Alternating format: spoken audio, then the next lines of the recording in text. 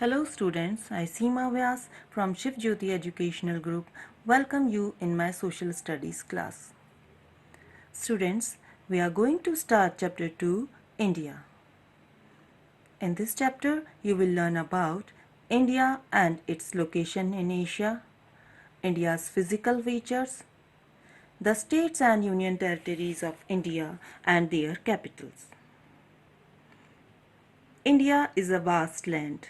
It has different landforms and cultures. India is the seventh largest country of the world in terms of area. India has a large population, which makes it the second largest country in the world in terms of population. Do you know India's current population is more than 135 crores? People speaking more than 23 different languages and belonging to different religions such as Hinduism, Islam, Christianity, Sikhism, and many more can be found here. In spite of these differences, all Indians are united by the love they have for their country and country people. Let us know some more about our beautiful country. Location. Do you know, students, which is the largest continent in the world? Yes, it is Asia. India is located in the south of the continent of Asia. In this map, the area shaded with orange color is India. The northern part of India is surrounded by land and the southern part is surrounded by water on three sides. It has the Indian Ocean on the south, the Arabian Sea on the west, and the Bay of Bengal on the east. Do you remember, students? What is the land surrounded by water on three sides called? Yes, it is called a peninsula. Therefore, the southern part of India is called the Indian Peninsula. Let us know the names and locations of India's neighboring countries. India has several neighbors. Look in the map. The seven countries that share their boundaries with India are Afghanistan and Pakistan to the northwest, China and Nepal to the north, Bhutan to the northeast, and Myanmar and Bangladesh to the east. Three neighboring countries which lie across the oceans are the island of Maldives on the southwest, Sri Lanka on the south, and Indonesia on the southeast. Physical features. Do you know, students, what does the term physical features mean? Let us know. The natural landforms found on the Earth's surface are called the physical features of the land. India is the land of vastly varied landforms. It has plains, plateaus, mountains, a long coastline, desert, many rivers, etc. On the basis of its physical features, India can be divided into five main regions. These five main physical regions are the northern mountains, the northern plains, the Deccan Plateau, the coastal plains and islands, and the western desert. Let us understand the location of these regions through a map. Look at this map. This is a physical map of India. A map showing the kind of land a country has is called a physical map. In other words, we can say a map showing the physical features of a country is called a physical map. In this map, we can see the location of different kind of landforms found in India. The northernmost part is covered by the great Himalayan mountains and it is known as the Northern Mountains. The land just below the Himalayan mountains to the south is large and flat and is known as the Northern Plains. The dry and sandy area in the northwestern part of India is called the Western Desert.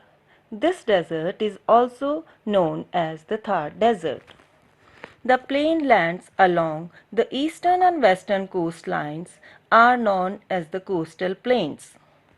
The southern part between the eastern and western Ghats is large plateau which is known as the Deccan Plateau. The blue lines which you can see in the map are showing the path of different rivers. And another important feature of India's land is its islands.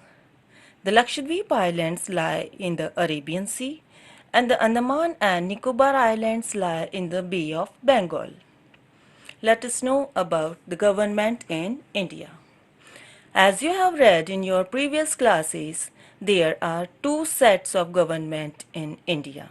These are the central government and state government. The central government takes care of the whole country, while a state government takes care of a particular state. As India is a big country, it is divided into many states and union territories so that it becomes easy to take care about the welfare of all the people. Do you know, students, India is divided into 28 states and 8 union territories. Let us see those in a map. Look at this map. This is a political map of India. A map showing the boundaries of the countries, states and the important cities is called a political map. In this map you can see all states and union territories of India and their capitals. All states have their own governments which are chosen by the people of the states. Do you know, students, how do the people choose the governments? People choose their government by casting their votes through an election. However, the union territories are directly governed by the central government. Let us revise the important points of the chapter. India is a part of the continent of Asia. India is the seventh largest country of the world in terms of area. India is the second largest country in the world in terms of population. India has a variety of physical features. India is divided into 28 states and 8 union territories. Now let's have a look at the internal questions of chapter 2. Question 1. What is the Indian Peninsula? Answer is the southern part of India juts out into the sea. This is called the Indian Peninsula. Please note, do not write these answers in your copy work. You will have to simply mark these answers in your textbook. So for that, I request you to open your page 10 and come to Did You Know? So this is your page 10. This is your page 10. Come to Did You Know? About this block, write question 1. What is the Indian Peninsula? And mark the answer as the southern part of India juts out into the sea. This is called the Indian Peninsula. Please note, this is page number 10. Now let's come to the next question. Name the island which lies on the south side of India. Again, come to page number 10. Just below did you know, there is a space in the paragraph. So there you write question 2. Name the island which lies on the south side of India, and the answer is Sri Lanka. You have to simply underline with a pencil Sri Lanka. So this is the answer to the second question. So now let's start with the book work of chapter 2, India. Please open your book page 13, okay, textbook page 13, and if you haven't completed these exercises, I want you to complete it along with me. So let's start with A, fill in the blanks. India is the dash largest country in the world. So in terms of area, India is the 7th largest country in the world. Question 2. India's neighbors on the northwest are Pakistan and Afghanistan. So, the northwestern part of India, you have Pakistan and Afghanistan. Question 3. To the south of the Indian peninsula lies the Indian Ocean. Question 4. India has 28 states and 8 union territories. Now, let us come to multiple choice questions. Question 1. India is located in the continent of Asia. And question 2.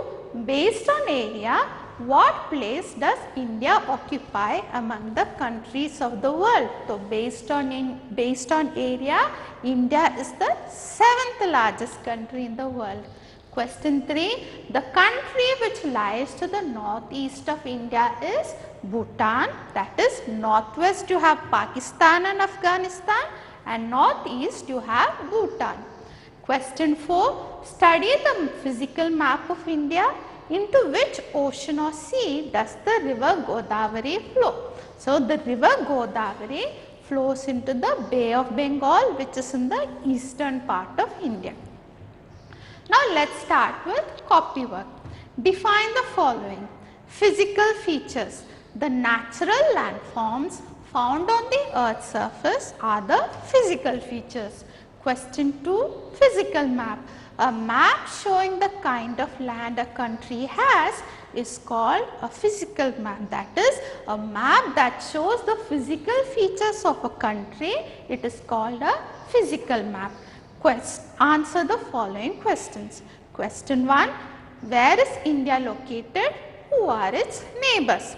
India is located in the south of the continent of Asia. Afghanistan, Pakistan, China, Nepal, Bhutan, Myanmar and Bangladesh are its neighbors.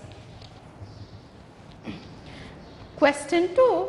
Which are the ocean bodies that surround Peninsula India?